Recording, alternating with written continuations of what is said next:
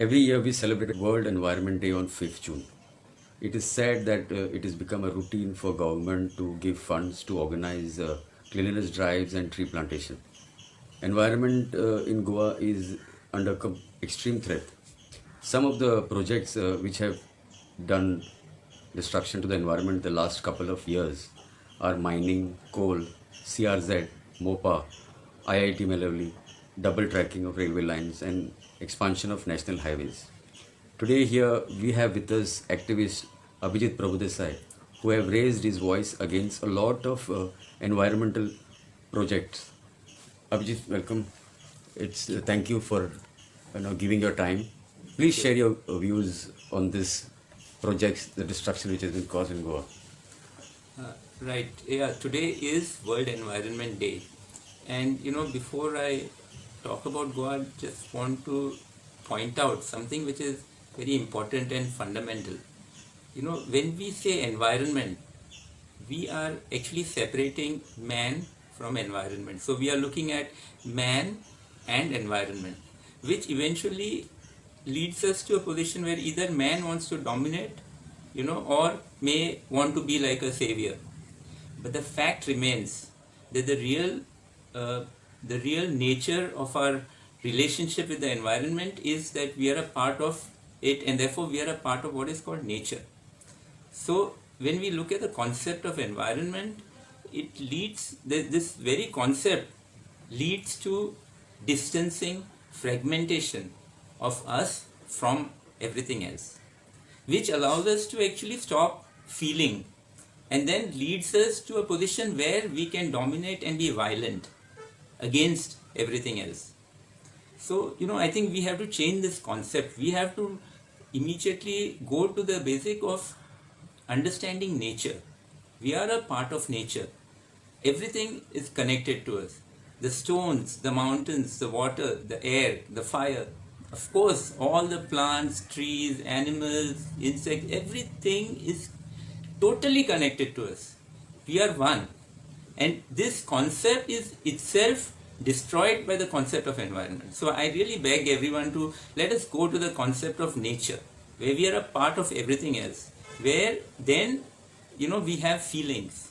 And when we have feelings, then we will take the right decisions. So this is, something very fundamental in our perspective towards everything around us. We must feel the pain of others.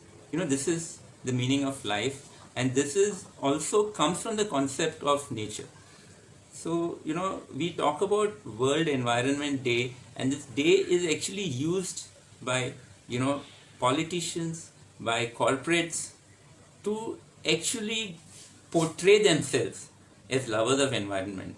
But facts remain that the photographs that you will see in the newspaper tomorrow will be of the people who are actually destroying the environment, who are destroying our children's future. Because, see, we must understand what this environment is all about. Environment is everything about our children. It's the economy of our children. Whatever we preserve, whatever we keep is going to be for our kids. So actually, there is no separation of environment and economic activities and society. They are all interconnected. So economic activities are what connects you to the environment. So, how you produce what you need, how you get your water. Do you get it from a spring? Do you get it from a well? Or do you get it from a tap?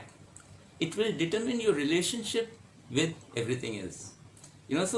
So these means of production, if you are sitting in an office and working, or if you are a fisherman or a farmer or a tribal living in the forest, your understanding, your relationship with everything else is going to be completely different. If you're living in a city, you're going to buy your things from a supermarket.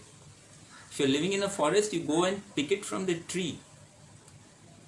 So, there is there's a big difference in the way you live and how it impacts your relationship with everything else.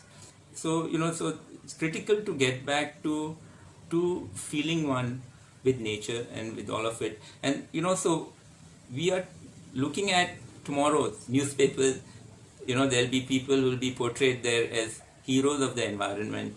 But I'll show you a document. I think I have somewhere here. One second. Can I pick that up? Sorry. Sure. Need my glasses.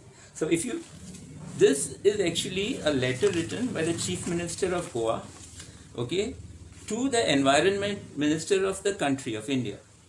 And what he's saying here, and this is not just in this letter is asking the Environment Minister to remove 69 out of the 99 villages from eco-sensitive areas of Western Ghats. So what we are saying in this letter, our government is saying we don't want our villages to be part of the Western Ghats.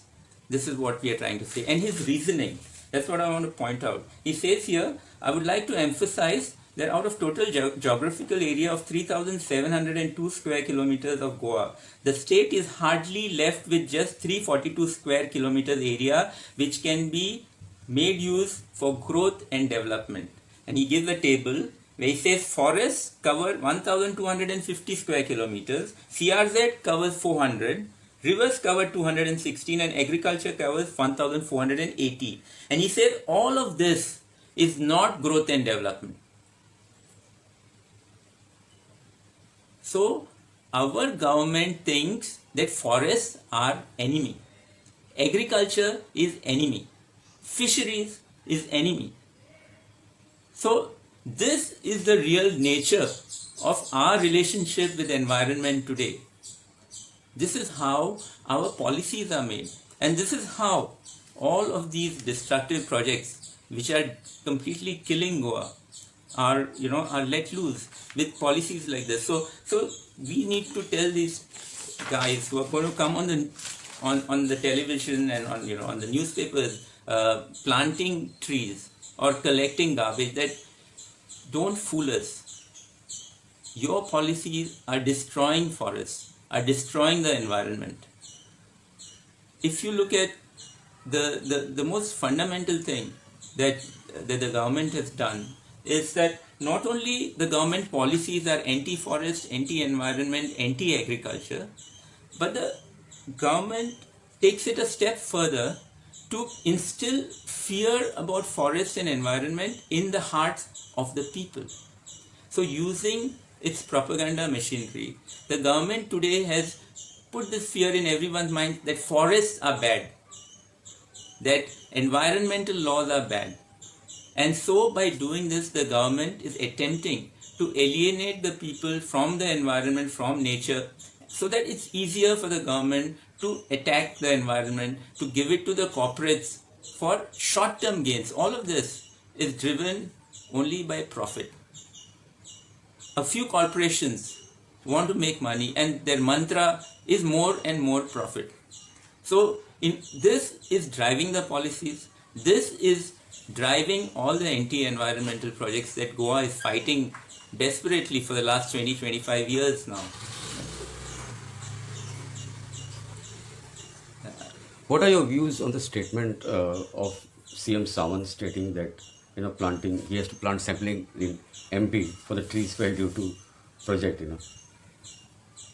Yeah, the government of Goa, the chief minister is proposing to destroy 300 hectares of prime forest of Goa, and now this actually is not even something that's permissible, but the law says, the Forest Conservation Act says that if you have to divert some forests, then you must plant an equal amount of forest or more, normally double or even 5 times, depending on, that's left to the discretion of the forest officer.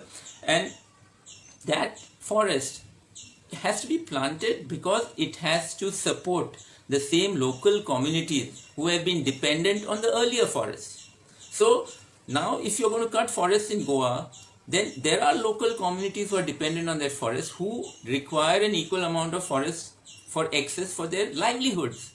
But by planting the forest in Madhya Pradesh, you are achieving nothing for Goa, nothing for the forest. Because primarily it's the local communities and the forest together which form one land community. You cannot separate the people from the forest. So, and the forest is not something that's separated. In all our villages, we have the forest up on the hills, which the local, the poorest of the poor will go there and collect firewood, will get some maybe food from there, which is their survival. So these forests have to be in Goa. You cannot cut a forest in Goa and plant it in Madhya Pradesh. And I believe that this is not allowed under the law. But unfortunately today the legislators also are, and the executive, and unfortunately even our judiciary is not able to respond to the urgent need to understand that environment is not our enemy. It's a part of us. Thank you, Abhijit, for sharing your views.